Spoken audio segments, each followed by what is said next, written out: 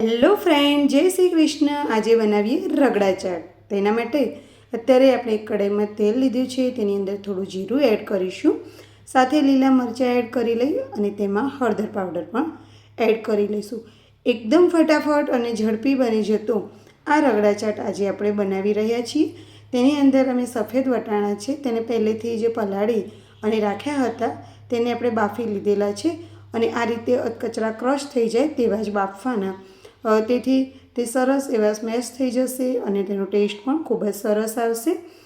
તેને હવે આ કઢાઈમાં એડ કરી લઈશું અને બરાબર મિક્સ કરી લઈશું। એકદમ સરસ એવો રગડા ચાટ બની અને તૈયાર થાય છે। જો તમે લીલા વટાણા આવે છે તેનો પણ બનાવી શકો છો। અત્યારે આપણે સફેદ વટાણામાંથી બનાવેલા છે। તેની અંદર આપણે ધાણા જીરું પાવડર એડ કરી લઈશું, સ્વાદ અનુસાર મીઠું એડ કરીશું અને તેની અંદર મરચું પાવડર પણ એડ કરી લઈશું। તેની સાથે જ આપણે ગરમ મસાલો એડ કરેલો છે અને આની અંદર હું અડધી ચમચી જેવો પાઉંભાજીનો મસાલો એડ કરી રહી છું। ખૂબ જ ટેસ્ટી લાગે છે, તો તમે પણ આ રીતે જરૂરથી બનાવજો। સાથે જ આપણે 3 નંગ જેટલા મીડિયમ સાઇઝના બટેકા બાફી અને લીધેલા હતા તેને આ રીતે છીણી લીધા છે કે જેથી કરીને તે સરસ એવા અંદર મિક્સ થઈ જાય। તો પ્રોસેસ એકદમ ઇઝી જ છે। જો પહેલેથી જ તમે વટાણા બાફી અને બટેકા બાફીને રાખેલા હોય ને તો 5 જ મિનિટમાં ફટાફટ એવું બની જાય। ઘણી વખત એવું હોય કે બાળકોને જમવું ના હોય અને ચટપટું કંઈ ખાવું હોય, તો આ રીતે વટાણા અને બટાકા બાફેલા હોય ને તો 5 મિનિટમાં સરસ એવું ગરમા ગરમ અને ઘરે જ આપણે નાસ્તો આપી શકીએ।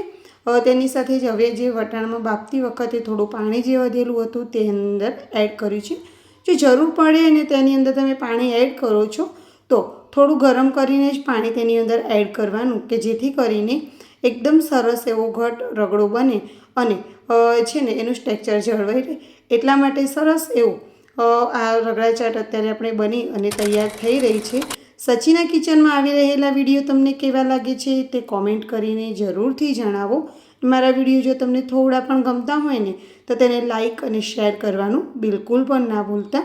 આપણે તેને ઢાંકી અને 2-3 મિનિટ માટે થવા દઈશું। તમે જો એકદમ સરસ એવું બધું મિક્સ થઈ ગયું છે અને બટાકાને આપણે છીણીને એટલે નાખ્યા છે કે જેથી કરીને તમે જોઈ શકો છો એકદમ સરસ એવું બંને મિક્સ થઈ જાય। તો એકદમ ઇઝી અને ફટાફટ બની જતી આ રગડા ચાટ હવે આપણે સર્વિંગ ડીશમાં લઈ અને સર્વ કરી લઈશું। આ ગરમા ગરમ રગડા ચાટ મળી જાય ને, સાંજનો ટાઈમ હોય તો થોડો વરસાદ આવતો હોય તો બાળકોને તો મજા જ આવી જાય।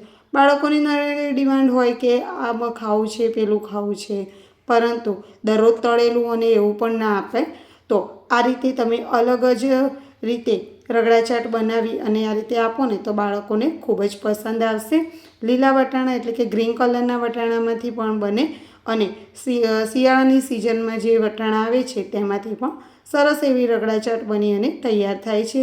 તેની ઉપર ડુંગળી અને આપણે ટામેટાં એડ કરી દીધેલા છે। તેની સાથે જ આપણે ગ્રીન ચટણી પણ તેની અંદર એડ કરીશું અને તેમાં આપણે હોટ ટોમેટો કેચઅપ આવે છે તે એડ કરીશું। સાથે જ આપણે ખજૂર આંબલીની ચટણી પણ તેમાં એડ કરી લઈશું કે જેથી કરીને એકદમ ટેસ્ટી અને ચટપટી એવી આપણી રગડા ચાટ બની અને તૈયાર થઈ જાય। તો અત્યાર સુધી જો તમે મારી આ રેસીપી મેં ઘણી બધી રેસીપીઓ તમારી સાથે શેર કરેલી છે અને તમને જો આ મારી બધી જ રેસીપી જોવી હોય તો તમે સચીના કિચનમાં જઈ અને જોઈ શકો છો। કોમેન્ટ કરીને પણ જણાવી શકો છો કે તમને આ રેસીપી કેવી લાગી। તો આવા જ નવા વિડીયો જોવા માટે અમારી ચેનલને અત્યારે જ સબસ્ક્રાઈબ કરો અને ટેસ્ટી એવી આ રગડા ચાટ મસ્ત એવી તૈયાર થઈ ગઈ છે। નાના મોટા સૌને પસંદ આવશે અને નાનકડી ભૂખ માટે તો બેસ્ટ એવો ઓપ્શન છે કે આ રગડા ચાટ તો છે ને એકદમ મસ્ત। જેટલી દેખાવમાં સરસ લાગી રહી છે આ રગડા ચાટ એટલે ખાવામાં પણ એટલી જ ટેસ્ટી બની છે। તેની ઉપર આપણે થોડી સેવ અને કોથમીર વડે તેને ગાર્નિશ કરી લઈશું અને તેને આ રીતે બાળકોને આપીશું તો ખૂબ જ મસ્ત લાગશે। તો તમારા ઘરે પણ બાળકો આવી કંઈ ડિમાન્ડ કરે છે કે નહીં તે કોમેન્ટ કરીને જરૂરથી જણાવો અને તમે જો અત્યાર સુધી આ રીતે રગડા ચાટ ના બનાવે તો ફટાફટ બની જતી 5 મિનિટમાં તો રગડા ચાટ તૈયાર થઈ જાય। એન્જોય। હા, ટેસ્ટ કરીને બતાવો તો કેવી બની છે। મસ્ત બની, મજા આવી ગઈ।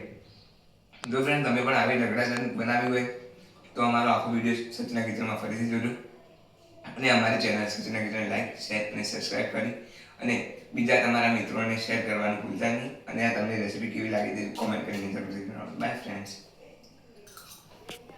બાય ફ્રેન્ડ, ફરીથી મળીશું નવા વિડીયો સાથે. એન્જોય.